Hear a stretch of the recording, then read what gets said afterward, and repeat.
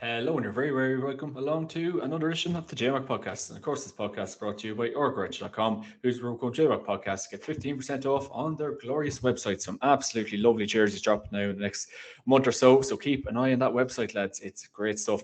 And today I'm joined by Aaron Prendergast from GA Fan TV to run through last weekend's Club Football Championship results and this weekend's club fixtures. Lots happening, Mr. Prendergast. It's hard to keep up with it all, but no better man to help me out with it all. How are you keeping? Yeah, I'm doing great, John. Doing great, and I suppose as we were chatting off air, like definitely a lot of club action up and down the country. So much to keep up with, so much going on, highlights, everything else. You're kind of watching all the highlights, looking on Twitter, what's the score below, like just to kind of keep up with it all the time. Like there's be so much happening everywhere. But yeah, another great weekend of club action. Obviously, huge win for Ballybay against Crossmaglen. Certainly a result that caught both of us by surprise, caught most people by surprise, and Kilmacud Crokes doing the job against Nace, very much living up to the hype. Definitely no shock or surprise there. And yeah, it's some other kind of big results in Leinster as well. Like obviously Rathout getting the victory, even with David Brady kind of getting up his usual antics on the sideline. And yeah, good. Even the Downs and Port Arlington putting up big scores, like big results. I think Port Arlington scored 319, which is like that's quite a score to put up in a club game. Like Yeah. that's nearly on average of a score every 2-3 minutes. Like that's very, very impressive. And yeah, some cracking games this weekend as well. So yeah, no, really, really looking forward to it. Good stuff, my man. Good stuff. And of course, where can everyone find your channel? Yeah, they can find it on YouTube. If you search GA Fan TV, you'll find it on there.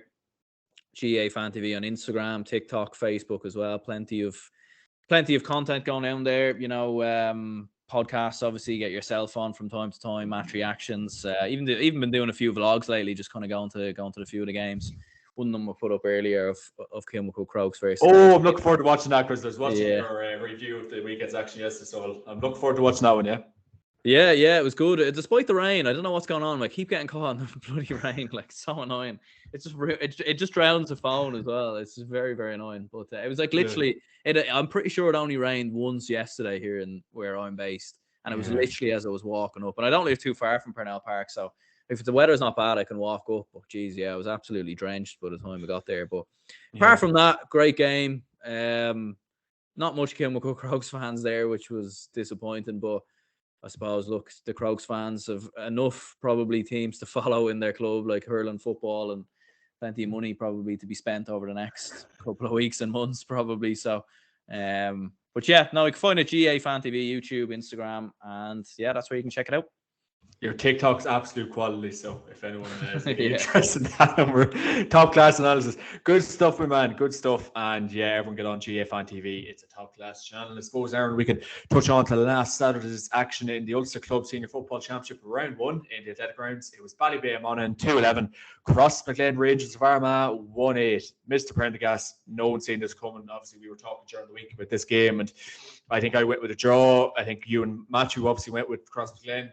Ballybay just looked like business from minute one. Paul Finley, 39 years of age, getting man of the match. The likes of Kieran Gallagher and Mickey Hannon still going strong from Cavan there. You've Drew Riley's, Ryan Wiley, all still absolutely flying for them. Cross McGlenn end of things, Aaron, there was a real, I suppose, lethargic performance in the second half, and probably a lot of soul searching to be done there this week. But that result definitely caught the eye.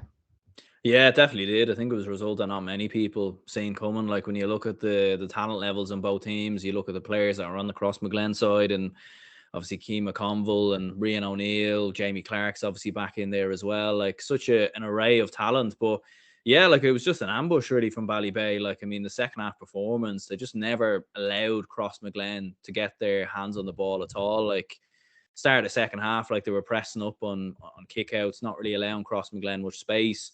Like Cross McGlen probably didn't make the most of having the wins in the first half, I felt, whereas Ballybay really made the most of it in the second half. And yeah, like Ballybay just went for their throat. Like they just didn't show them any respect. Desi Ward had a very good game in midfield as well. Drew Wiley, as you said before. Paul Finley getting up and down the pitch like a racehorse. Like it was really, really good performance all around from Ballybay. And as I was saying to you off air, like when you looked at both teams at the start of the first half, you could clearly see that Crossmaglen have a huge amount of technical talent, like in their players, and Rian O'Neill, like that was a wonderful goal that he scored. Really, really good, intricate play. But in terms of the size of the Ballybay lads, like physically, and strength and condition wise, they just looked a lot more kind of there, like a lot more sort of physically imposing as opposed to Crossmaglen. Like they have a lot of young players in that side as well that are probably 19, 20. Obviously a few other older lads as well, like Aaron Kiernan and Jamie Clark and whatnot, but more so a lot of sort of young players in their side. And there probably was a bit of inexperience in the second half as well. Like felt like when Ballybay got that goal and sort of started to get a lead, like Crossmaglen just needed to be patient on the ball, just kind of slow it down, take the sting out of Ballybay, just work a couple of 1 or 2 scores, and they just kind of panicked a little bit, I felt, and Ballybay just really took over. And before you knew it, like it was a 7-8 point game going into the final, like 5-10 minutes, and you were like, geez, this is game over. Like Crossmaglen are like, there's no way they're coming back here, like even with a goal. So yeah, it was a huge surprise. But look, Ballybay, very, very good players, and I think a lot of us definitely misunderestimated them.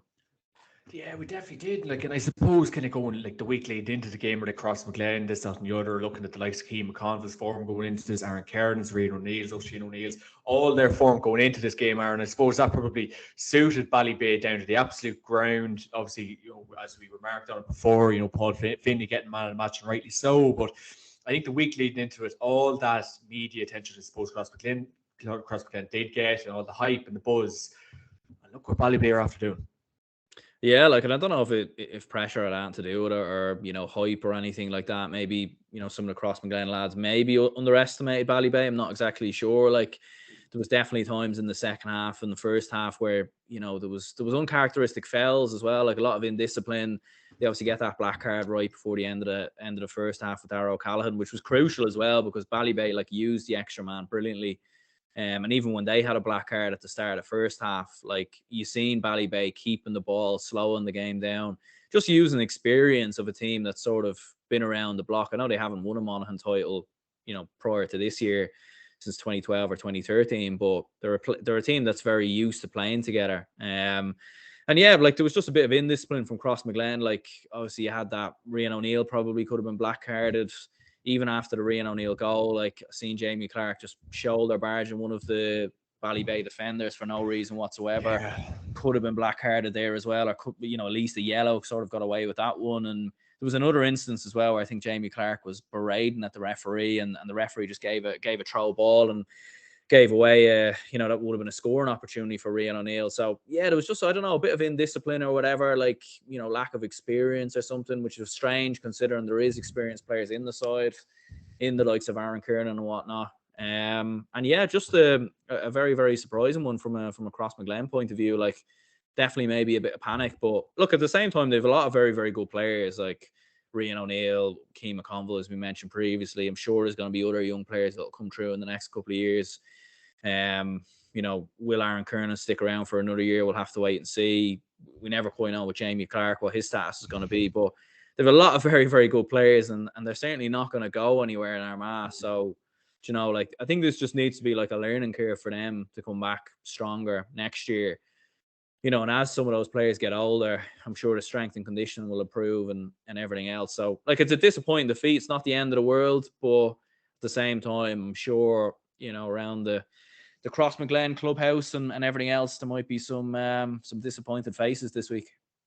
Yeah, no make no doubt about it. I suppose I was talking to Johnny Murder maybe during the week about the game, and like he was kind of being maybe quietly confident about kind of Crossmaglen's chances. I know obviously say the teams of the early noughties, like the mighty Crossmaglen teams, and I suppose it might be just hard to kind of replicate the success that them teams had. And I know obviously like everything changes, teams change, managers change, players change. So I suppose that transition period for Crossmaglen is going to take maybe another couple of years to maybe kind of get all them kind of players bedded in and playing well with each other. I know obviously Jamie Clark kind of came back this year since the first time since 2016. So maybe, as you rightly said, go away next year, work on a couple of things. And look, they will be back, no doubt. But I just think the performance that they put in on Sunday night, Saturday night compared to what we've seen years ago was very surprising.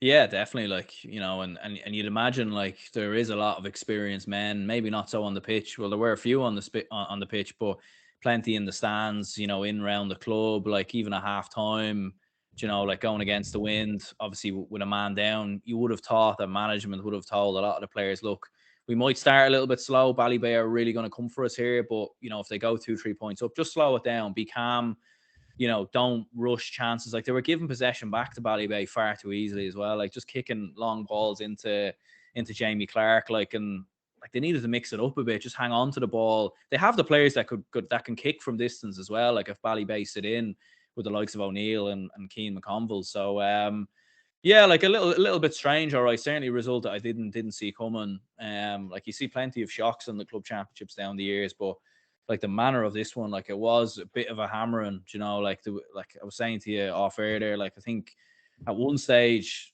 Ballybay had outscored Crossmaglen 1-7 to a point for like the opening 15 to 20 minutes of the second half. You know, Crossmaglen were leading by a point at half time. Like it was just an absolute whitewash really from a Ballybay perspective. So yeah, look, you know, I think you need to give credit to Ballybay as well. Yeah, It was yeah, a very, yeah, very good team, a lot absolutely. of great players. And Ulster's just, you know, there's a lot of very, very good sides in Ulster.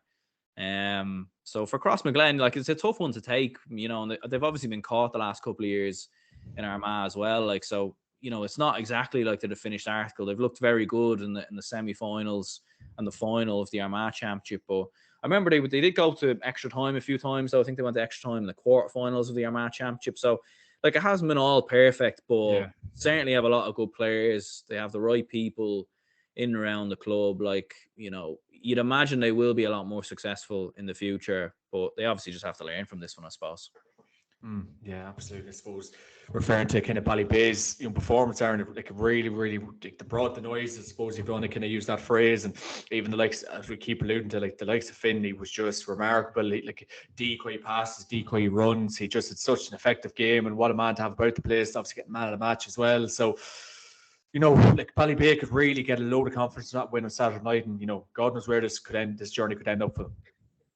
Yeah, absolutely. Like, and I was listening to Paul Finley, I think on Our Game.ie. I think it was just an interview before the game, like a couple of days before the game, and he was even saying like how they probably channeled, from watching that interview, it did sound like maybe they had a bit of a chip on their shoulder from how quick people have been writing them off. Like people have been writing them off in Monaghan, saying Scottstown are the team to beat, and there's been a lot of hype around Scottstown down the years, and they obviously went and beat them, and then Crossmaglen are heavy favourites and everything else. So there probably was an element of that. And yeah, as you said, like Paul Finley, like what a performance, like at 39 years of age to be doing that.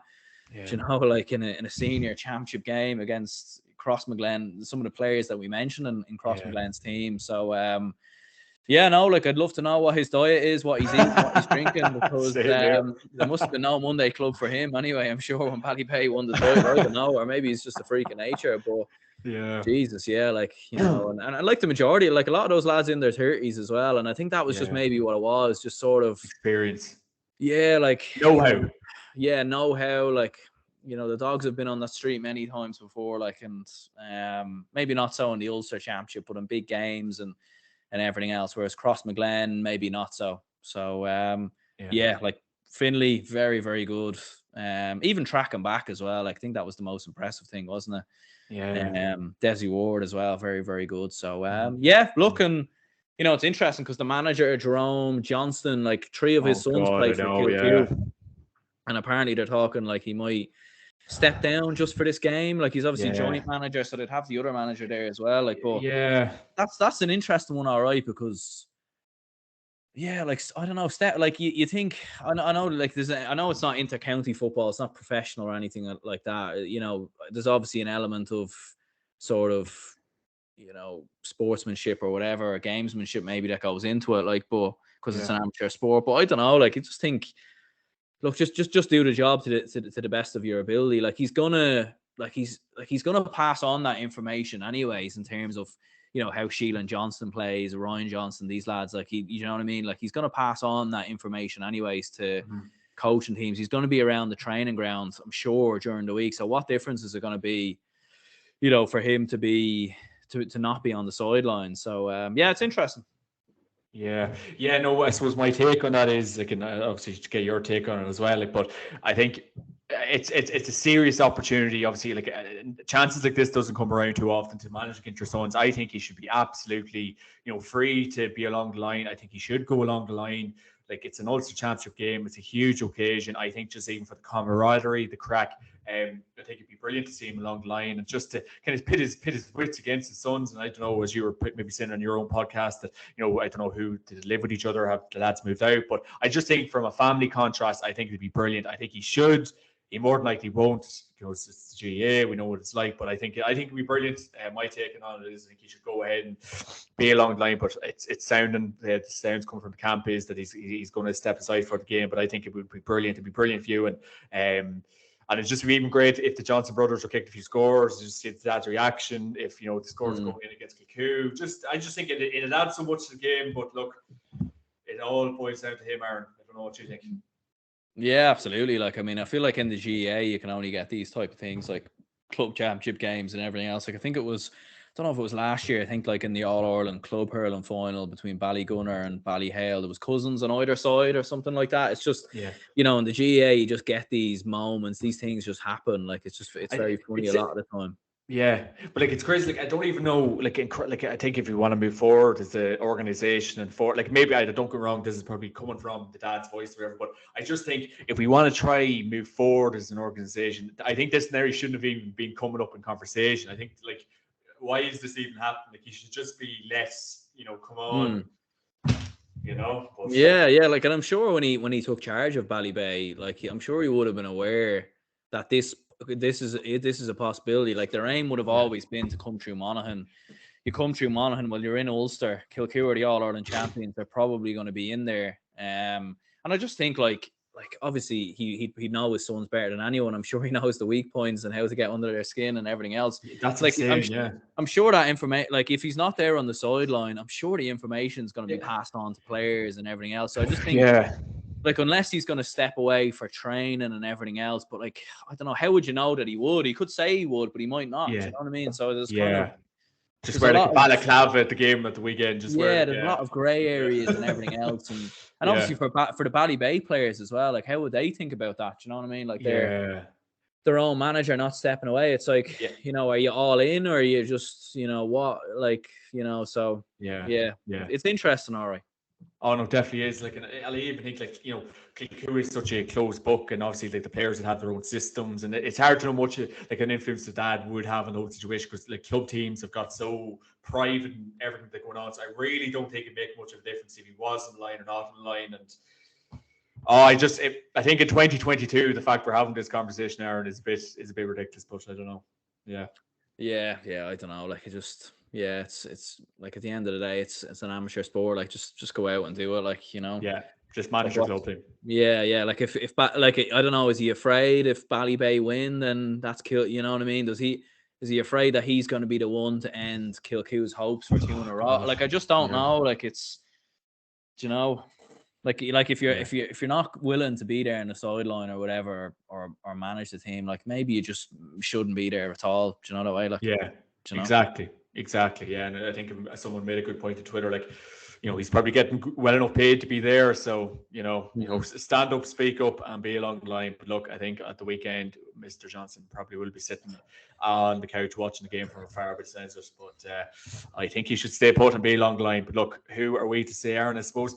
Moving on to last Sunday's action, Aaron. Obviously, in the Leinster Club Senior Football Championship quarter-final in Park Tulton. It was Ratoath of Meath, 11 points. Road of Offaly, 9 points. Obviously, disappointment for Road after winning the Offaly Championship. And obviously, Anton Sullivan would have loved to have a journey with his club Road. Obviously, Niall McNamee in the Leinster Club Championship. But it's come to an end against a team managed by Mr. David Brady. Mr. Brady has been in the headlines, as you were rightly saying, off air. So, a lot of talk points around this one.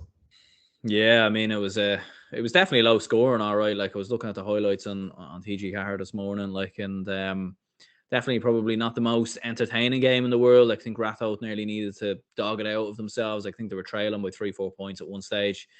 Like Daithí McGowan and Eamon Wallace sort of stepping up there. But yeah, it was very interesting sort of towards the end of the game. Like I watched the the highlights back a few times now just to kind of see like what actually happened on the sideline. It was very hard to see what did happen from the highlights that were shown. It kind of just looked like David Brady was watching on, and then, you know, the ball kind of goes out over the sideline, and then Anton Sullivan sort of comes out of nowhere, sort of shoulders him in the stomach. It was kind of funny, like, he kind of just gave him a little hit in the stomach, and David Brady's kind of just like, oh, all right, fair enough. Then the final whistle blows, and they're both going at it, and then I think Anton Sullivan then said, right, I've dished out enough here, so he goes away. And then it nearly looked like David Brady was trying to chase him around the pitch or something, and you had Ratho players trying to push him away, and management and everything. And as I was saying to you off air there, like, you know, kind of rare where you'd see a manager going after a player of the opposition, and the own team, like the Ratho players, literally saying to David Brady, like, calm down, like, just chill out here a little bit. It's usually the other way around. It's usually manager saying that to player. Exactly. So yeah, like, I don't know, like, I seen his interview after the game. I think he was saying just like because he has a bad name or something like that, that everyone assumed it was him. And then he was saying that there was an incident that didn't involve him. And I don't know if he was blaming one of his other management team or something like that. I don't know. I although Ratho are looking very, very good, like, fair play, they've kind of got to a Leinster semi-final. I don't know. Like, I don't know if all's right there, to be honest. I don't know.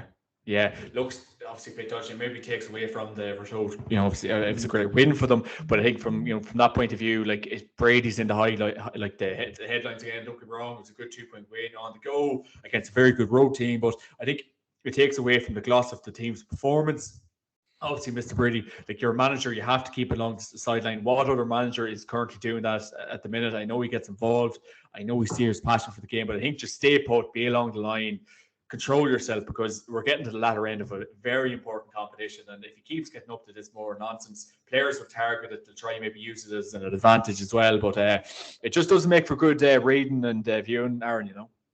Yeah, like, and obviously David Brady's a star name. Like, he's a recognizable name in the GA community. John Cena. You know, famous player, obviously, and, you know, from Mayo down the years. So I think when you are a star name, you know, like, it's, if you do something wrong or you kind of step out of the mark, the papers and the media are going to be absolutely all over it, you know, like, and that's back-to-back weekends now where it's probably taken the shine away from Ratho. And I feel like when I looked at some of the players at the full-time whistle telling David Brady to calm down, like, they're probably well aware of they won a county title and everyone was talking about David Brady's fight. That's what I'm saying, you know, and kind of taking the shine away. And I just think it creates bad atmosphere maybe in the dressing room, bit of a divide maybe between players and management. Like, clearly he's a good manager for getting Ratho as far as they've gotten to. You know, Meath Club football maybe hasn't been in the greatest place the last couple of years. You know, Meath teams haven't done too well in the last sort of 4 or 5 years. But, you know, it was a big win, obviously, over Road. Road, a lot of very, very good players. So, like, you definitely can't take them. You can't take them out of the equation going into the next game. But at the same time, yeah, you know, like, I think for Brady's sake, like, definitely needs to get his house in order just a little bit. Like, I know, like, when you looked at the incident, it didn't look like he done anything wrong initially. Like, it probably was Anton Sullivan who started the coming together. But the whole business of trying to chase after him after the fact, you know, the whistle's blown, you've won the game. Yeah. You know, just let it go. Do you know what I mean? Yeah. And then afterwards as well, like, kind of blaming other people and everything else. Like, something obviously must have happened off camera that we didn't see. Maybe he said something else happened. Just control yourself. Yeah. You know.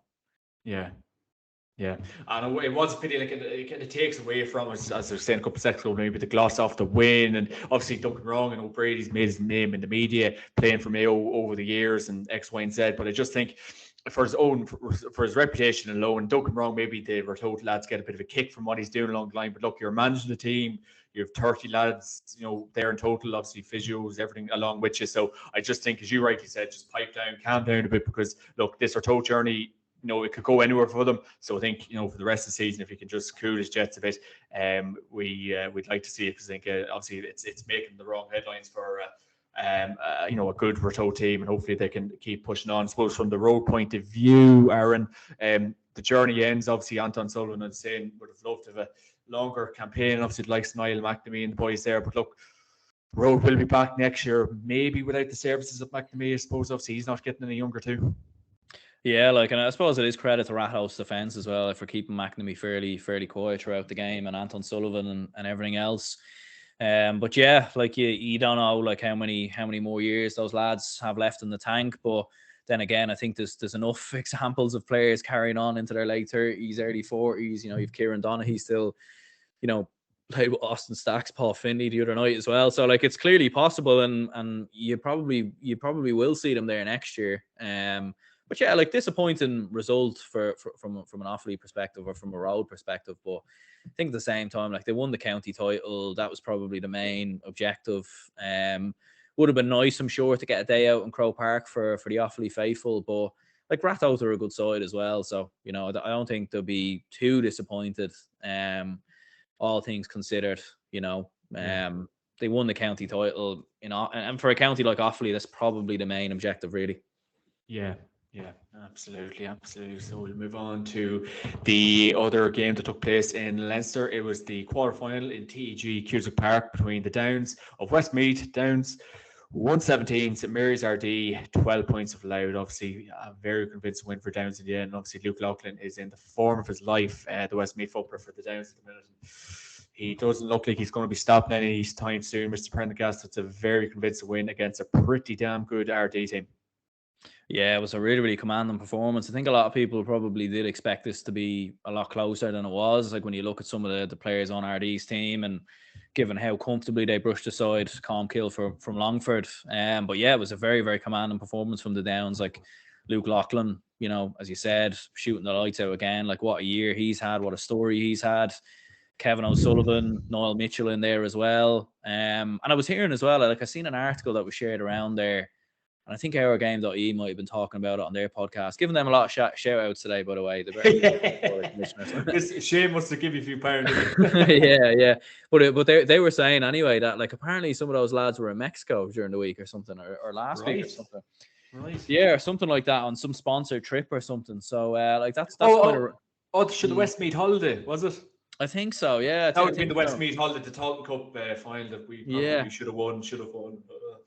Yeah. So I mean that's an interesting one, all right. So you know, fair play. Like obviously no signs of jet lag, anyways, or anything of that nature.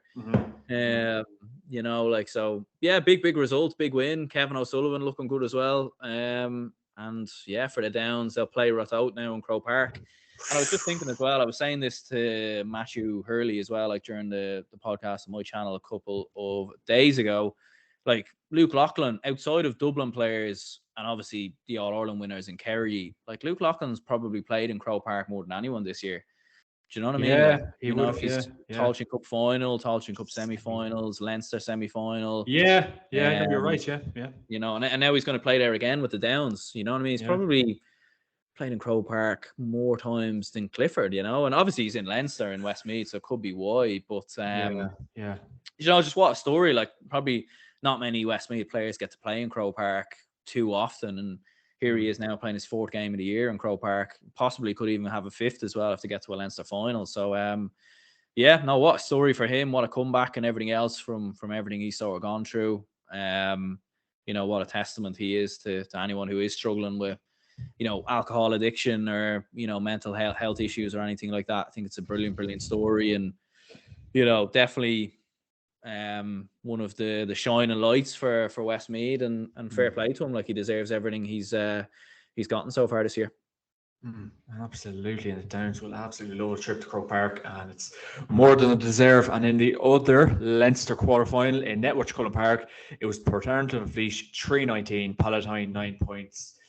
Mr. Prendergast, holy moly, a club game that ends up like that. I think obviously Port Arlington were in red hot form, and Palatine had a bit of confidence coming in from the last game. They looked like they were really buzzing for this game, and unfortunately their balloon burst with that result. Yeah, and I think I was saying on your podcast last week that my bet of the week was Palatine to beat Port Arlington. I backed them and all. yeah, and I think that shows why I don't bet. You know, that's why I'm not. You know, no, I didn't go there, but no, Jesus, no one listened to us. Nobody listened to us. yeah. I mean, a 19-point defeat, like you couldn't have it any other. The complete opposite. It has been a great year of predictions for you. God, you have to brush up next year. yeah, like, oh jeez. To be fair, I get some right, but it just seems to be the ones I get wrong are just very wrong. Do you know what I mean? Like they're very bad. Like it's To be fair, I think you're just trying to piss me off with the Cap Nacho with that one. So I'll give you a pass on that one. yeah. But this Yeah, one, I think, this one can't be gotten away from. yeah, I think I just doubled down on that one, maybe just to kind of, just kind of make it look a bit sweeter if Antrim won. But yeah, we shall digress anyway. But yeah, look, 319 in one game, like in a club game, 60 minutes of football, like that's extraordinary, really. Yeah, they'd know Jake Foster as well, like he was suspended. Like in Colin Murphy, David Murphy, like I didn't see there was no highlights in the TG Carr show, unfortunately. But like I seen a match report there, and even like looking at it, like a lot of the scores came from play, like with David Murphy and Colin Murphy. God help the Palatine's keeper's hamstring. God, imagine kicking out 319 worth of scores. Yeah. Oh my God. Be hanging Yeah, up. like I'd say he must have had a kick out on average of every 2-3 minutes. You know what I mean? Like, kind of bizarre. I don't even know if Port Arlington hit any wides. Like, kind of crazy, really. Ooh, Obviously, I'm sure they did. Like, but just kind of mad. Yeah. Some result and yeah. Look, Port Arlington against Kilmacud Crokes next. I mean, they pushed Kilmacud Crokes close enough last year. It was a 2-point defeat, I think, in the end. Yeah. So who knows? Who knows? Like, I mean, look, I think we all fancied Naas to give a better showing to Crokes than they did, and obviously that wasn't the case. But I mean, with Jake Foster maybe going back in there as well, Robbie Pickett maybe picking up Shane Walsh. Like, yeah, I think that's going to be a very, very fascinating game. And for Port Arlington, there's a lot of hype. Sort of, I know you see in social media and from Laois supporters, Port Arlington supporters, and everything else, and probably haven't always bought into it just because I don't know if the standard of Laois football is that good right now. But at the same time, you can't look past a result like this. Like, that's a huge score to put up, and they definitely have to be taken seriously now going into the next game.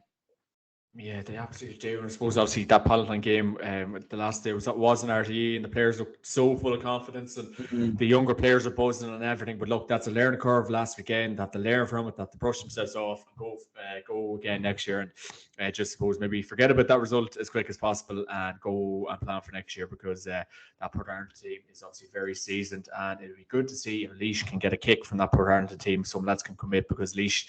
The county team are in the doldrums at the minute, Mr. Prendergast, and they need players badly. Yeah, they definitely do. Like, I mean, even looking at the likes of David Murphy, Colin Murphy, Robbie Piggott in there as well. Like, if loads of those lads were to commit, I'm sure, they'd, Laois would be one of the contenders for Division 4, I'm sure. Like, it's been a big fall for Laois. Like, I think we all remember Laois, nearly 20 years ago being very, very competitive, and even 10 years ago, like even 2010, 2011, like I remember, I think it was 2012 when they played Dublin in All-Ireland quarter-final. Nearly beat us, nearly beat us that day. I know the Dublin lads were on the beer for the majority of the year, really, after winning the All-Ireland. I think even Bernard Brogan said that himself, in fairness. But like, Laois nearly beat Dublin. Like, so they've plenty of good players, football mad county. I know hurling's probably taken over maybe in the last year or so, last couple of years, but a county like Laois should definitely be pushing up in the National Football League. Yeah, it'd be good to see some of the lads commit to the Laois cause after if Port Arlington do put a good push into the club scene. I suppose you're at this one, Leinster Club Senior Football Championship quarter final in Parnell Park. It was Kilmacud Crokes off Dublin, 3-14, Naas Kildare, 14 points. We didn't expect this result either. We expected a lot tighter. Mr. Prendergast, Mr. Shane Walsh, once again, having a great game. Craig Diaz, very good as well. Mr. Cunningham inside as well. So, as you were rightly saying on your own podcast, it's just not the Shane Walsh show, although he is seriously impressive. But by God, Kilmacud Crokes have a fairly star-studded team, Mr. Prendergast, and this could be the year. They do, yeah. From 1 to 15, like they definitely have. There's no questioning. They definitely have the best team in the country in terms of club football at senior level. Anyways, like there's no doubt about it. Like, I mean, they were so brilliant in this game. Like in the Dublin Championship, there's definitely been a consensus that they haven't been, at their flying best. They've had to sort of dog their way through a couple of games, start a couple of games quite slow against the likes of Thomas Davis, Kula, and even the Fina as well. Like, and if the Fina were a little bit better, if Kula had a bit more going down the home stretch, probably could have beat Kilmacud Crokes on those given days. So a lot of people didn't expect them to put in as good as performance as they have in this game. But yeah, like they were very, very good. And, you know, like that first goal, obviously the mistake from Cathal Daly, like he just puts the ball at, like, I suppose you're always taught at a young age really when you play Gaelic football, like, you know, if you do overcarry the ball or you give away a foul and you have the ball, like just hang on to the ball for a couple of minutes, take the sting out of it, just so you get men back and everything else. He puts the ball down. Darragh Mullen just picks it up, keeper's off his line, puts it in the back of the net. Good bit of initiative there from Darragh Mullen. In fairness, like, it could have been very easy for him to sort of just, you know, wait for the free and sort of, you know, drag more minutes out of the game and everything else. And, you know, the thing about Kilmacud Crokes that's always impressed me is even when they go through adversity or they're under pressure, they'll always find men to sort of step it up and turn it around. You know, like even they conceded 4 points without reply after that goal, and then Craig Diaz bursts through the middle and finishes brilliantly. And that's the thing, as you were saying there, like, it's definitely more than just a Shane Walsh show. Like, it's not just Shane Walsh. Like, he was good. He scored 4 points, 2 very, very good points from play, in fairness. But, you know, he didn't need to be at his best. And I think when players focus, like, they obviously had Owen Doyle on Shane Walsh. I think there was another cornerback that was picking him up at times as well. They were nearly double marking him at times. Like, it just frees up Shane Cunningham to have a great game. Darragh Mullen scoring 1-1. You know, when you have players like Tom Fox and Keane O'Connor that can come off the bench and make an impact as well. You know, very, very good. And even Conor Ferris as well. Like, I think he's definitely been an unsung hero, the Kilmacud Crokes goalkeeper. Like, I thought his kickouts were really, really good. And from being at the game as well, you could just see how good of a keeper and how commanding he is to his team as well at different times when Naas were on the attack. So, yeah, what a huge, huge win for Kilmacud Crokes. I think the worry for a lot of the Leinster sides was maybe that they'd click into gear at some point and maybe, you know, there'd be no looking back. And that was the case in the end. Like, it was, as I said to you off air, like, final 10, 15 minutes, atmosphere was pretty flat, pretty dead, because the game was done and dusted. You know, it was game over. Kilmacud Crokes were 9-10 points up. Yeah, like, and of course, all this is without Mr. Paul Mannion. Obviously, Mannion carrying an injury at the minute. So, God, imagine if he was playing, it would be a scary thought. And just even go through the scores of Kilmacud, Aaron, like, it makes her probably criminal overrating maybe from the Naas point of view. But you had, like, Darragh Mullen 1-1, Shane Cunningham 1 free, and then Shane Walsh 2 frees, and then they got obviously 4 each point wise. And then Craig Diaz and Hugh Kenny 1 goal each. Aidan Jones 2 points, Shane Horan, Tom Fox, Keane O'Connor, 1 point each, and just probably an itinerary of scores there, and just such like an array of scorers, shooters, everything you're having yourself. And obviously, you know, Naas done pretty well to get what they got, but just from a Kilmacud point of view, the shooting efficiency, the accuracy, everything going, like, that's as good as a county team early. Yeah, it is. Like, I even seen the GA statsman himself, like, when he was putting up stats for the game. He like he was saying, it was 80% accuracy from Kilmacud Crokes in the game. Like, that's very, very good, especially against a team with the quality of Naas. Very, very good defenders, good players, and Owen Doyle and a few others. So the fact that Crokes were able to put up such efficiency in front of goal, it's very, very impressive. And decision making as well is just very, very good. Like, even for that third goal, you know, like, they're running through, set up Hugh Kenny for the goal, just spotting the right players at the right time, not making rash decisions. Like, there was a few times even in the first half where Naas, even right from the throw in, ran straight through on goal. Derek Irwan could have, you know, put the ball into the back of the net, could have went for a goal, ends up putting over for a point. He could have went close at the goal and worked a goal opportunity.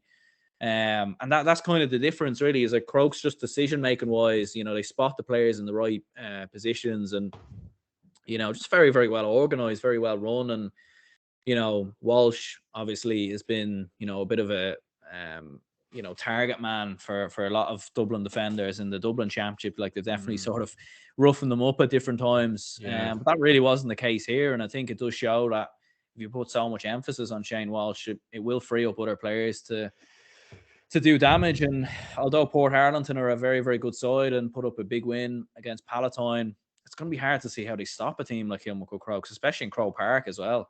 Yeah, no, they're absolutely hitting form at the right time. And probably from the Naas end of things, Aaron, like, they will be very disappointed, obviously, kind of getting to the Leinster final last year, and the likes of Eamon Callaghan Eamon definitely wouldn't have much fuel left in the tank at this stage. From a playing point of view, maybe like I know he looks fit as a fiddle, but as I always say to you, the GA clock runs very quickly, and I know obviously the likes of Owen Doyle and Derek Kerwin kicking 4 points, Alex Byrne kicking 3 points as well. So look, they did have obviously Eamon Callan, Luke Mullins, Tom Brown, Kieran Doyle, Brian Steins, obviously all chipping in, but at the end of the day, I know we thought this game was going to be a lot closer, and probably from an Ace point of view, a defeat like this in the manner in which was, next year could be a bit of an uphill task if maybe Ian Callan and maybe Owen Doyle do can question their future. So it's kind of hard to know where they might go after this game.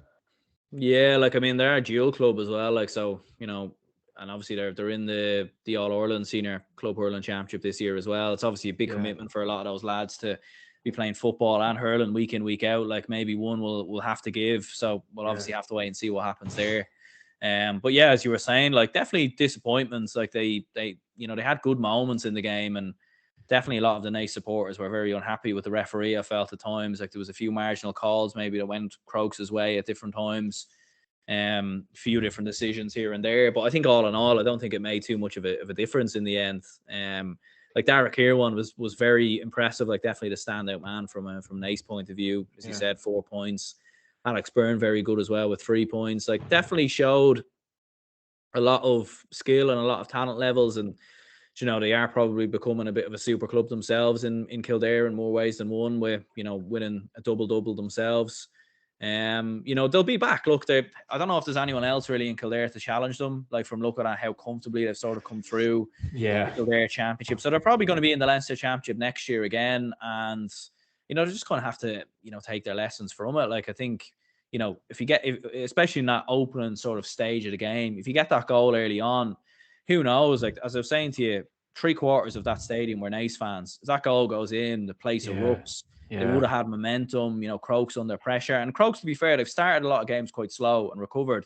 But you just never know. Like if Naas could be 1-3, 1-4 to 2-3 points up, they might have been able to hold on. And then obviously some of the mistakes as well, like obviously with Cathal Daly sort of over carrying and then, putting the ball down for Dara Mullen, just putting it on a piece of cake, really. Like so. Definitely a lot of learnings, a few young players in there as well. But again, a bit like Crossmaglen, I don't think they're going anywhere in their own county. So, I think, I'm sure they'll be thereabouts again next year.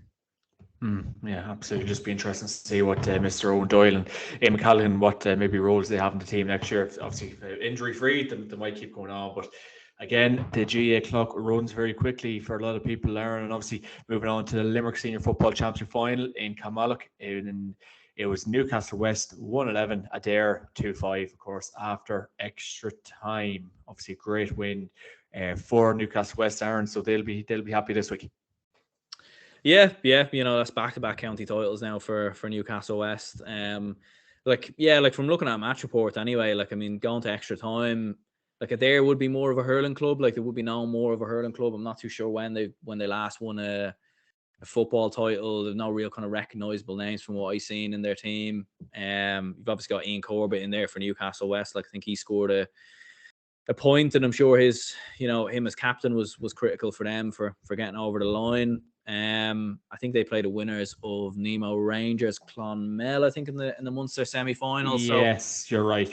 Yeah. So look, big result for Newcastle West. I suppose a bit like maybe the Fermanagh champions or some other counties as well. Awfully, like I think winning the county title there is the main thing, really. I can't really see them doing that, and in Munster, to be honest, like it's Limerick teams don't tend to do too well at football level in a club level, so I can't really see them doing that. But at the same time, look, good result, and I'm sure the Monday club captain by Ian Corbett was. I see him on Twitter every now and again. Yeah, going mad at Liverpool and everything else. So I don't know. He's becoming a bit of an enemy when he messes. Yeah, no, and obviously, like from the Newcastle West point of view, Mike McMahon. Don't know is he related to me now, but he kicked 1-3 at 1 point from a mark, and obviously. I think Colin Parkinson was tweeting, Outlads still doing for the clubs. I think Mike is 38, 39 years of age. It was a weekend for the Outlads, Mr. Prendergast. Yeah, Michael McMahon. Is that not your He's transferred. He's transferred to. He's moved to Limerick. Yeah, yeah. Oh, jeez. I'm sure there's worse places you could end up. You wouldn't know. You wouldn't know. Yeah, yeah. No, yeah. Some week for the Owl lads, and I'm sure you've seen Colin Parkinson on Twitter, sort of running his own little kind of Twitter series or whatever it is, kind of looking at Owl lads and everything else, and he's It's got. just good to see. To be fair, like it's like obviously be a fan of obviously Willie, but it's good to see him not having a pop with people. Having Yeah. complimenting people. I like that like outlet soon for clubs. I like that little segment he has, but just as long as he's not getting underneath people's skin, Mr. Prendergast. Yeah, I think he is. He is a bit hot-headed as well. Maybe a bit like Mr. Brady, kind of. I remember. I don't know. It was last year, or the year before, him and Buff Egan kind of going at it on Twitter, and it was. To be fair, it made for great entertainment. Kind of had the popcorn out, kind of just refreshing tweets. What are each other going to say next? Kind of makes for a bit of excitement. But yeah, no, like great for the L lads, and sure, look, there's hope for us still, John. Who knows? Like, I mean, if these lads can do it at 36, 37. Maybe we've got time left to still potentially make a run at our inter-county teams, and who knows, might end up winning a few provincial All-Ireland titles. Definitely not. No. You've won too much. You've won too much up there. Go on, give us a break. Great stuff, man. Great stuff. And we will move on to this weekend's action briefly. We've on Saturday around lunchtime actually, in the Connacht Club Senior Football Championship quarter-final. You've St. Kernan's of London against St. Mary's Kiltoggers of Leitrim in Ruislip at half one. Mr. Prendergast, I'd say you know everything about both of these teams. Yeah, I was about to say to you there. I was like, can we skip this one? No. Look, no. The knowledge really is definitely not there at all. Like, the only thing I do know is St. Kieran's. They nearly beat Turlestrane last year in the London Championship, back-to-back titles. I backed them to win. Look, it's been a good year for London GAA in general. I remember looking at like a match report before to see like it definitely doesn't look like there's any recognizable names from the London team or anything. Probably the same with St. Mary's as well. So I've kind of no idea what's going to happen here. But I suppose the good thing is, like, the winner of this plays Turlestrane. That'd be good. We intro, wouldn't it? I've no idea what's going to happen here. I must get that in the intro. Yeah. It's like, well, if both teams have a chance, if one team scores more than the other, then they're most likely to win. Michael Owen. Michael Owen. If you don't shoot, you won't score. No. But I'd say, look, I'll back St. Kieran's just for the crack. Why not? Why not? Throw your hat at it and see what happens. And we will move on to here we go. The Munster Club Senior Football Championship quarter-final. It's Nemo Rangers of Cork against Clonmel Commercials of Tipperary in Páirc Uí Chaoimh at 7:15, and the game will be live on RT2. Here we go. Yeah, excited to watch that. Like, I've obviously, Nemo Rangers, we've kind of seen them down the years in the latter rounds of the All-Ireland Club Championship and everything else. A lot of very, very talented players like Luke Connolly, Jack Horgan as well has looked very good. You still have Paul Kerrigan knocking around there as well. And obviously I think they were wrote off quite heavily in the Cork Championship. I know, speaking from our good friend Matthew, like, he was very adamant that St. Finbarrs were going to come through that, and they were sort of the favourites, and then Nemo haven't really looked good probably up until the final potentially. So it's going to be interesting to sort of see them live in the flesh in RTE, see Luke Connolly playing, and even for Clonmel as well, like a few good players in there, like Mickey Quinlivan, Sean O'Connor, Coleman Kennedy. Like, they have a good few players as well. And like, the last time these two teams played was actually in the Munster Club final, I think in 2019. So a bit of history between these two down the years. I think they played each other a few years previous as well, and Clonmel beat them. So there is a bit of history between these two sides, and it's going to make for good excitement. I'm looking forward to watching it. I think it's in Páirc Uí Chaoimh as well. So Páirc Uí Chaoimh, yeah, that'd be a good game. Live on RT2 as well on Saturday night. So it'd make for good viewing, and that could be a game that everyone's talking about. Nemo Rangers, just like last weekend, obviously with Crossmaglen, Ballybay, and not many talking about Clonmel, so that could suit Clonmel down to the absolute ground. And obviously we're naming some absolute quality players Clonmel have, so we'll wait and see how that one goes on Saturday night. And then moving on to the Ulster Club Senior Football Championship quarter-final between Enniskillen Gales of Fermanagh against Gown of Cavan in Brewster Park, 7 p.m. down in Enniskillen. Nice tight pitch. A lot of them Gown players will be used to playing down at Brewster, under 20 days, minor days, Cavan days. So the Gown boys will definitely be used to it. Of course, the Enniskillen boys will be well used to it as well. So that will be a juicy game, Mr. Prendergast. Yeah, certainly will. Like, I mean, probably two sides. You know, when you look at the quality of the teams in Ulster, you know, I don't think many people probably have Enniskillen or Gowna really as challengers or anything like that in Ulster, with all due respect. But as I was saying to you before, like, I mean, like with Enniskillen having beaten Derry Gonley Harps, who obviously won or got to the Ulster final last year, you know, looks very good in that final versus Balik. Like the look of Conor Love, bringing lots of love to that. I love it. Yes. Bringing lots of love to Fermanagh fans, you know. 2-1 the last day. So, you know, look, I mean, Enniskillen, like, they're looking quite good. I mean, to be honest, the knowledge is definitely not here, John. I will be honest. Maybe you're the man to ask. Like, what do you think? What are Gowna's chances going into this one? Oh, switching around. Yeah, Gowna will be confident going into this one. I think, obviously, you know, they probably haven't seen a whole pile. Maybe if they did get to like the Fermanagh final there a few weeks ago, the rescheduled one, if the Gowna lads did get down to it. I think Gowna will be confident. They haven't played, I think, was it basically the last 3 weeks since. Maybe you have to go a challenge match in between that. I'm not sure. But Gowna have lots of quality. The dispatch of Kilgarry very probably handily in the county final there a few weeks ago. Obviously, like Conor Madden, Conor Casey, Tiernan Maddens, all the Maddens there, you could make it a case for. They will be key, Madden. Like, they'll be mad to make a case, you know, this Saturday night. I think this could be Gowna's time maybe to make a push in the Ulster club. Obviously, me and you have remarked, you know, in recent years, Cavan clubs haven't had much success in Ulster, and, you know, it's generally the teams that have won the county titles that kind of park it at that and leave it for the year. So hopefully Gowna can book a bit of a trend. Obviously, Cavan Gales, if I've said you before, you know, did get to the Ulster club final in 2017. So it would be nice for Gowna, you know, maybe to kind of go on a bit of a journey. They have the players. They have a very, very young team. You know, I think the oldest lads on their team, like Mark McKeever, he's like the centre half back. He's 37, 38. He's been absolutely fine for Gowna all his life, essentially. So I think they will be confident going into this one. You know, I think, obviously, I know you're talking up Enniskillen Gales, you know, in the last couple of weeks about, you know, the form they've kind of shown all year. But I think Gowna, I think they should get over the line in this one. It'll be cagey, it'll be tight. Enniskillen's a very, very tight pitch, as you've seen probably on the TV before, been there numerous times. So I think Gowna with a lot of confidence going into this one. The break probably has done them good.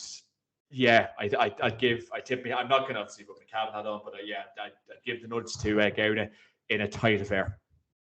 Yeah, like I think it'd be hard one. It definitely will be low scoring, I'd say, most definitely. Like, I think when you look at it, like, both sides probably won't make for most entertainment viewing in terms of a But Gowna are attacking.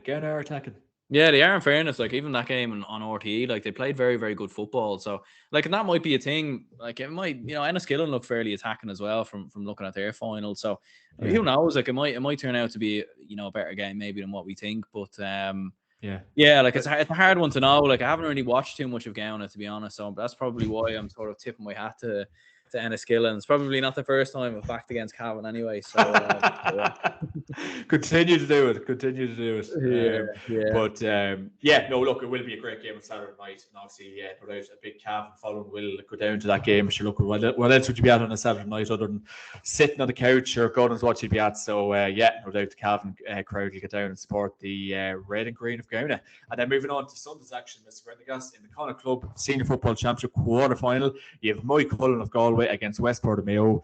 Nice derby in McHale Park at 1:30, and the game will be live on TG Cahir.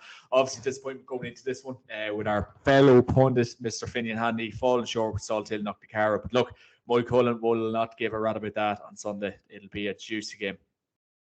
Yeah, look, it definitely one I think we'll all be tuning into on TG Cahir come lunchtime. Like, I mean, it's very interesting. All right, it's probably on paper maybe like the two best teams in the province, you know, left in the province, you probably have to say, in both the Mayo and Galway champions.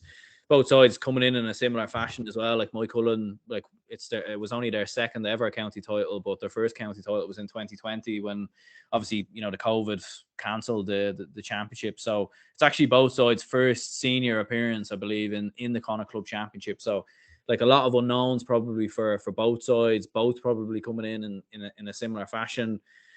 You know, and it's going to be fascinating. Like, obviously, Lee Keegan's kind of played more so around midfield for Westport, sort of looking at some highlights and whatnot. You know, possible midfield battle between him and Peter Cook would be very, very interesting. You know, and like I think we all very much like the Westport story for Lee Keegan because of the fact he's given so much for Mayo down the years. It was great to sort of see him have his own, you know, swan song and everything else. And there's some good players like Mark Moran's in there as well, Fionn McDonough. I think Owen McLaughlin's injured. You know, like so good couple of lads, good couple of players. Mike Cullen as well, in fairness. You know, and with Mike Cullen, like they just about got over the line against Salt Hill as well. Like I'm sure as Finney and Hanley won't want to remember, obviously, that late goal that sort of just gets looped in and Cook just sort of hits it above the goalkeeper and it goes in the net. It's kind of probably the most heartbreaking way to lose a county final, but probably the best way to win one. So, look, I'd say a great buzz for either county. You know, Connacht Club Championship's going to be very open because they give Strokestown in there as well, who haven't been there in 20 years. And, you know, Thurles Strand probably the only real experienced side in the Connacht Club Championship. So it's going to be very, very open. It's going to be interesting, all right. Like, probably back Mike Cullen narrowly. Like, I think Galway club football has always been at a bit of a higher standard than Mayo club football the last couple of years. And Mike Cullen obviously beating Mount Bellew, my lock, the way that they did as well. Like, pretty comfortable sort of performance. I think a few of the lads were saying like they sort of played on the counter attack in that game, but kind of like a Derry or whatever. So I'll be interested to see if they sort of set up similar to Westport and sort of look to hit them on the break. So yeah, I'll be backing Mike Cullen on this one, but there is a lot of unknowns in this one as well because of the fact that both of these two sides will be playing in their first ever Connacht Club Championship senior game. And of course, the game will be live in TG4 on Sunday around lunchtime. So if you're rolling out of bed, or I don't know, if you're out the night before, that'll be a nice wee game to put the feet up and eat your fry or bit of breakfast, whatever you're having yourself. So get on it on Sunday, TG4 live. And then Munster Senior Football Championship quarter-final between Arrow Guinness Clare against the Nair Waterford in Cusack Park at 1:15, nice and early, just like the we call it a Westport game. But Aaron, what do you think for this one? Obviously, you know, Waterford football, you know, trying to build blocks up there, and then obviously Arrow Ennis and Clare. So I suppose Arrow probably overwhelming favourites going into this one. Yeah, you'd imagine so. Like, I mean, certainly don't know a lot about either one of these two either, in fairness. But just like, yeah, like obviously for Arrow Guinness coming through Clare, like they have the likes of Darren O'Neill in there and Gavin Cooney. Like for the North, I think they've Conor Gleeson playing in the side, who's actually a hurler, so that's kind of interesting. You never know in the club championship, like you just see these shocks and surprises every now and again, and you're kind of thinking, Jesus, how on earth has that happened? Like I think there was one year where the North actually got to a Munster final, I think in like 2014 or 2015 or something like that. Anyway, so you know, like it's not inconceivable, like, you know, just because maybe at a county standard they're not quite that good. Like obviously club level is just kind of, it's completely different, really. But look, you would fancy Arrow Guinness with the players that we've mentioned. You know, I think Clare football is at a higher standard than Waterford football. When you look at it, you know, Clare Division 2 team, Waterford probably, you know, one of the worst counties at football in Ireland, if we're being brutally honest. So, you know, and that's no disrespect to them. They've kind of just always been at that level, unfortunately. You know, that's just kind of how it is. But you never know. Look, I like Waterford. They're lovely county, lovely people. Been down there before. You know, lovely pubs and everything else. Had plenty of great nights in. I think the Foundry nightclub is a good place. There we go. Was there before. I remember when I was 19, 20. Funny night. So yeah, hopefully Waterford can get the job done. But probably go with Arrow Guinness for this one. Oh, perfect. And okay, here we go, my man. Moving on to the Ulster Club Senior Football Championship quarterfinals. 3 of them happening on Sunday. So here we go. The Carrigan of Antrim against Niamh Connell Donegal in Carrigan Park. Oh, Carrigan Park. That's controversial during the summer at 1:30 on Sunday. Mr. Prendergast. Niamh Connell probably favourites going into this one, but Carrigan with the McCann brothers will hopefully think different about that situation. Yeah, I mean, I don't think Niamh Connell were doing a Kavanagh and complaining about the game. Carrigan Park are looking to get it switched or anything like that. But yeah, no, like I think, yeah, like I was looking at Carrigan actually in a few of highlights and match reports and everything else. Some quite high scoring, in fairness. Like they put up some big scores, as you said, the McCanns and everything else. Niamh Connell are probably the opposite side of that. Like they're quite defensive, as we've seen a lot of the Donegal sides, you know. So And it'd be interesting. Like you would, like it wouldn't really make sense for a Donegal side to be defensive against an Antrim club team. Do you know, like it wouldn't really. Yeah, you're kind of hoping to let the shackles off. Yeah. Yeah. Like so, I don't know. Yeah, it could be interesting this one. All right. Like I think it could be an awkward game maybe for Nave Connell in some ways, and To I wouldn't get be. to, I'd say it'd be awkward to It'd find. be awkward to get to. Probably awkward to get out of as well. Probably. You know, like that. Yeah, like especially with Jesus, yeah, like I don't know. Kieran Thompson, to be fair, when he's not rolling around the place, like he's a pretty good player. You know, like so he's probably going to be the man to watch. But I don't know. There's shocks every now and again, so maybe we'll go with Carrigan for the crack. Oh, big call, my man. Big call. You'd get good odds on that, no doubt. You'd get good odds on that. And obviously, Neve Connell after the last day will be mad to kind of push on in this Ulster club. So it'd be interesting to see kind of Donegal club go far in the Ulster club like, was it Guidor? Kevin Cassidy's club a couple of years ago as well. So it'll be interesting. And oh, here we go, my man. It's the Glen of Derry against Eric Kieran of Tyrone in Celtic Park at 3:30 on TG Cahir. Need we say much more about this game, my man? Obviously, the likes of Conor Glass, the Canavans, all going up against each other. Danny Talon up front for Glen as well. And so much talk points going into this one, Mr. Prendergast, and you'd be a brave man to call it. Yeah, I mean, this is going to be a cracking game, no doubt. Like, definitely game of the weekend, you'd probably say on paper, maybe. Probably better than the Mike Cullen Westport game, just given the the players that you've mentioned and Conor Glass and thank God they're showing this game as well. Yeah, Weeks, that was the worry, to be honest, because when I seen with a lot of the games being on this weekend, I was kind of thinking, what will they do here? Like, obviously the weekend, right. Sometimes they kind of just give you random games, and you're just not really interested in them, to be perfectly honest. But no, like this is good, great game to watch. TG Cahir, like great double header. In fairness, be very, very entertaining. Hopefully, both games, and definitely plenty of talent on show, and certainly for Watty Graham's Glen, I think for most people they're favourites in Ulster. Maybe ahead of Kilcue, give or take. A lot of people really backing them, and I watched them play against Slaughtneil, and they were very good, all right, but I don't think Slaughtneil ever really got going, to be honest. I don't think they were really at the races. They were very defensive, didn't really play much football at all. Like, there's very restricted in how they play. I felt how they played, compared to how you'd see, Rogers McGuigan sort of play for the Derry footballers. So, like, have they really been that, tested in Derry? I don't really know, to be honest. Like, I think there is a couple of question marks over there, whereas like we've seen the competitiveness of the Tyrone Championship. We've seen Errigal Kieran have to really fight their way through for Rory Canavan and Dara Canavan really to sort of step up in a lot of big games. Peter Hart as well. So like Errigal Kieran will definitely give this a good game, good run for their money. Maybe in a similar fashion to Crossmaglen, Ballybay. Like, the Canavans probably are quite young as well. Physically, can they keep up with some of Watty Graham's Glen's players and Glass and Michael Warnock as well, who's looked fairly good. Danny Talon, as you've mentioned, tracking back and everything else. It's going to be interesting, all right. You probably would shade towards Watty Graham's Glen, though, with the players that they do have. And Tyrone teams just don't really seem to do too well at club, in the Ulster Club Championship. I think Errigal Kieran were actually the last team to win it, would you believe, 20 years ago. So, yeah. So, I mean, look, you'd fancy Watty Graham's Glen, but could be extra time, could be, I have a funny feeling this could be a bit of a feisty one. There might be a few scraps, few fights, few shoulders thrown out in this one, I'd say. Well, hopefully David Brady doesn't get up to Celtic Park on Sunday. The game will be safe enough. Yeah. Flying in a helicopter or something, yeah, like the John Cena, as I said on Twitter, to get that fight organised. But yeah, like regarding this game, like this could be the makings of the Canavans for the club. Like, I know obviously Rory and Dara and obviously Peter Hart as well. So we're hearing like they are little with talents, and the likes of Peter Hart, like he'd love to put one over against this Glen team in Derry. So I think this could be your real. You could be looking at an upset. I know obviously Celtic Park for Glen, that'll suit them down to the ground, and obviously basically home advantage. So it's from that point of view, Errigal Kieran could really put a big marker down, and this could be a game where the Canavans shoot the absolute lights out.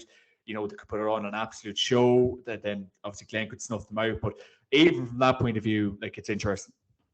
It definitely is, yeah. Like, I mean, even as well, I was even thinking as well, like Peter Hart be around the middle, give or take, whether he's in the half-back line or midfield. Obviously, Conor Glass, Emmett Bradley, like, especially for an opening round of an Ulster Club Championship game, like, where would you get 3 high-quality midfielders all around the same area of the pitch, in a club game? So, yeah, like, it's going to be very, very fascinating, all right, and definitely for Wally Graham's Glen, like, they pushed Kilcoo very close last year. I think there is a lot of hype around them, and I think now is the time really to sort of turn up and show what they're made of. But at the same time, with Errigal Kieran, they won't be settling for that Tyrone Championship, I'm sure. Like, obviously big moments, like first Tyrone title in 9-10 years. Yeah, they'll be looking towards Ulster, I'm sure. That'll be the big focus. And the Hearts and the Canavans rolling back the years. Look, it'd be great to see them get over the line, but we'll have to wait and see. Yeah, we have some absolutely terrific players to be keeping an eye on Sunday. So hopefully it's not defensive, just kind of the way some of these Ulster Club games can go, and hopefully it's all out attack, and we can see the quality of the likes of Glass, Danny Talon, the Canavans and Hearts, because by God, Aaron, we have some of the best players in Ulster taking place on Sunday. And then to wrap it up, lad, Aaron, we've Ballybay of Monaghan against Kilcoo of Down in Clonus at 1:30. Oh, it's going to be rip roaring. Obviously, everyone thought potentially this was going to be Crossmaglen against Kilcoo. Ballybay thought different. Ballybay have so much, obviously confidence probably from that win last Saturday night, and obviously experience in these games could be key, and Finlay will need to be at top of the pops once again. Obviously the Wiley brothers, obviously the 2 cabmen I've mentioned, Gallagher and Hannon, they'll absolutely love this Kilcoo point of view. The Devlins, the Brannigans, yeah, this could be another juicy game, and nice and early also. Yeah, be a very fascinating game, this one, like, especially after, as we were saying, with Ballybay's performance against Crossmaglen. Yeah, like, you'd give Ballybay a fair chance in this one, like, you really, really would. I mean, given how tough they were against Crossmaglen and how, their work rate and commitment all around the field. So, but Kilcoo just are different gravy, aren't they? Like, in these Ulster Championship games, like, they have the knack of coming through them. Like, I know a lot of people have probably criticised them this year and wrote them off and everything else. They've gone to extra time, I think 6 times this year in total. They've, went to penalties and were essentially a kick away from losing and not even being in the scenario that they're in now. But I think Down has always been a bit of a struggle for them. Like, you look through the years, they've always had a few testing games in there, been beaten in group stages. Down's always often, a bit like Corofin when they were in Galway, like, always very, very tough getting out of your own county championship with club rivalries and everything else. So the fact they're here now, like, I think there has been a lot said about Kilcoo and people writing them off. I've just got a funny feeling they might rock up and put on a bit of a show for everyone, because there is a lot of people discounting them and writing them off. And, as you said to me once before, I think on Twitter, like, that will suit them down to the ground. That will. And how many times in the club championships down the years, even this year, have you seen teams get wrote off? Everyone saying X, Y, Z. They turn up, a bit of a siege mentality, and they want to prove everyone wrong. And they certainly will have the chip between their shoulder, because everyone is looking at Kilmacud Crokes. Everyone's looking at what Graham's Glen. People were talking about Crossmaglen. No one's really been talking about Kilcoo. So, but yeah, I would fancy them to get over the line. But, like, I do think Ballybay will make it tough for them. I think they definitely will. Yeah, like even on that kind of point, and I know I was definitely kind of saying about the odds kind of going in for the All Ireland. Like, Kilcoo, I can understand maybe, like, the point, maybe Kilcoo maybe not being the team they were last year, but I'm not sure if I can fully understand it, because obviously with the likes of Mickey Moore and leaving, but really what has really changed, because not many of the lads played for Down this year. There's still a lot of that team around. Obviously, people will get the chance to go to this game on Sunday and see the power and strength of Kilcoo still. I think they should and can get over the line. Obviously, Ballybay will have a lot of confidence from last Saturday night, but I think this could be the game, as you rightly said, where we take real notice of Kilcoo once again, put them maybe down as All Ireland contenders once again, obviously Ulster contenders. So I think this could be Kilcoo's way of saying to the rest of the country, we're not going anywhere. This could be the very game, obviously. So yeah, it's going to be another juicy one. Yeah, like, and there probably is a lot of people that dislike Kilcoo quite a lot, maybe because of the style of play and everything else. And, but at the same time, it wins matches. Like, it wins them games. It gets them over the line. You can't just play open attacking football like a Kilmacud Crokes. Like, Kilcoo don't have those, resources in terms of club size or whatever. So you have to make will with what you have. And in fairness, they've done that. And Obviously, they were going to extra time quite a lot and a lot of close games, but it shows their winning mentality. It shows they have what it takes to get over the line. They're willing to do what it takes. And like that will stand to them. Like if the game is close going down the home stretch, like 9 points apiece, you'd fancy Kilcoo, even against the White Grange Glen. Like they just have a knack of finding ways to win games. Even against Crokes last year, they found a way to get that late goal. And while it might not be pretty and they might not play brilliant and, it mightn't be the most entertaining football, it gets the job done. And as you said, not a lot of lads have stepped away. Like I think Michael Kane, maybe the only player who came into the downside, but he's obviously still playing with Kilcoo, to be fair. Yeah, it's hard to know where this talk is coming. Like I know obviously like Darren, as you rightly said, like is a bit of a struggle for them in recent years and recent times, but it's hard to know where this kind of talk is. Kilcoo's finished, blah blah blah. Like I can't understand it because obviously they did win the All Ireland this year, and you just understand. It's hard to know where I suppose the criticism's kind of coming from. But I know obviously Kilcoo play whatever style of football, but they're not gone away. They're definitely not gone away.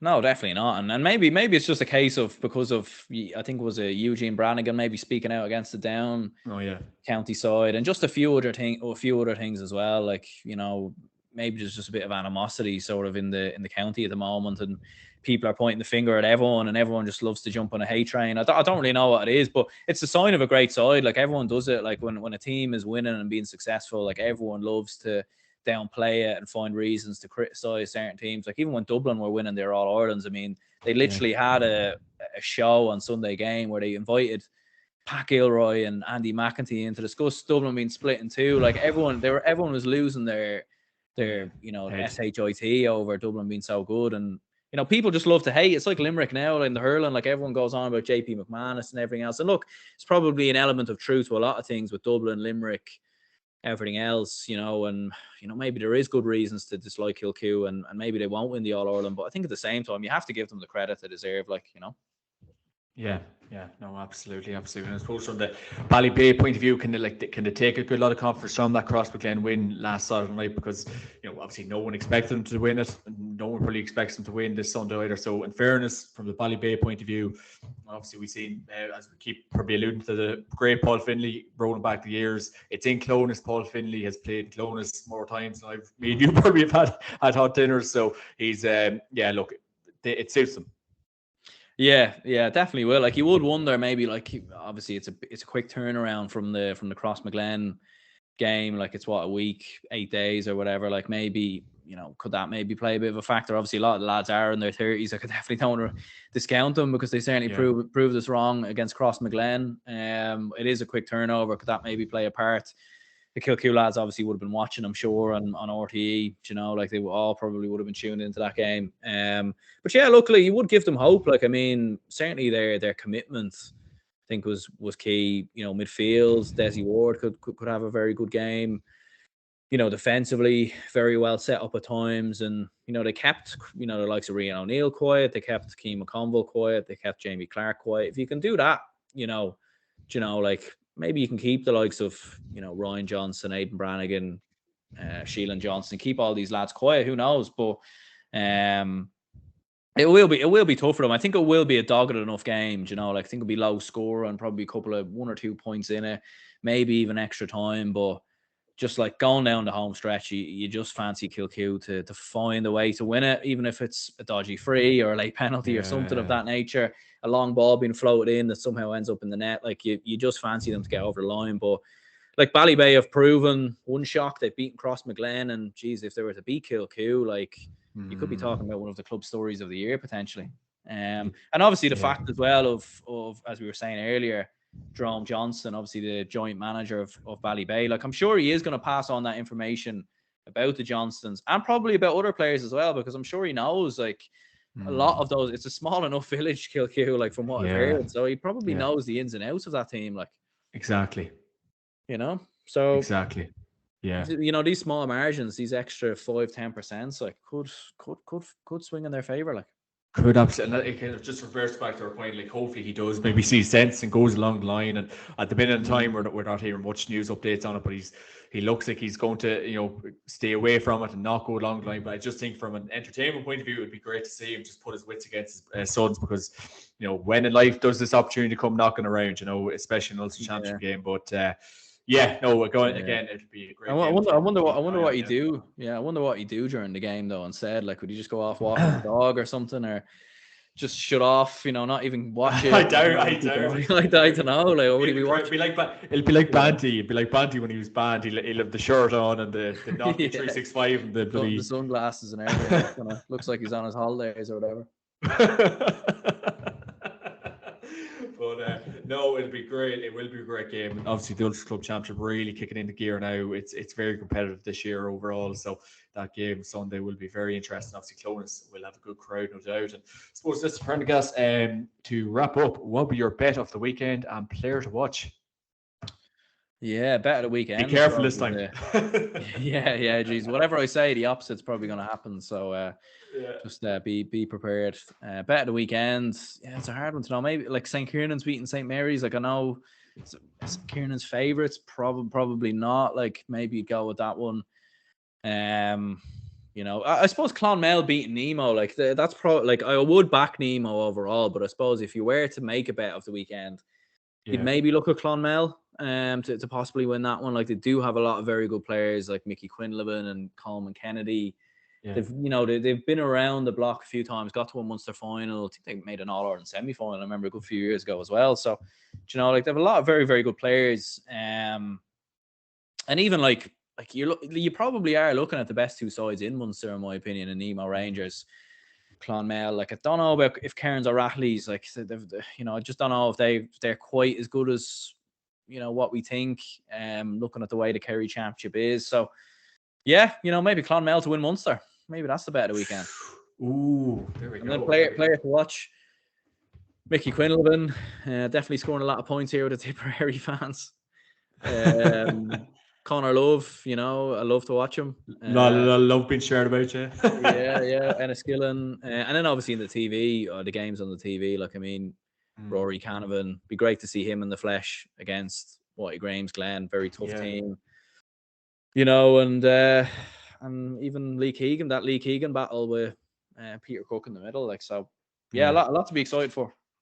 Absolutely, yeah. Sure, I'll give my tuppence on it. I will go with maybe a draw in the Gowna and Enniskillen game down in Enniskillen. I just probably wouldn't say there's a draw written all over, but I think it'll be a very cagey affair. Just get the feeling about that one. And then I'll go with Paul Devlin, a good mate of mine, to probably kick Kilgoo to an Ulster semi-final in Clones on Sunday. So we will wait and see how that game goes. Mr. Prendergast, thanks a million for joining me this week. Really enjoyed that, my man. Of course, this podcast is brought to you by orgarich.com. Use code JMAC Podcast to get 15% off on their glorious website. And keep a good eye on their website for the next month or so, guys. Lots of stuff dropping there. Thank you very much, sir. Great, man, John. Cheers for having me on. And best of luck with Gowna at the weekend.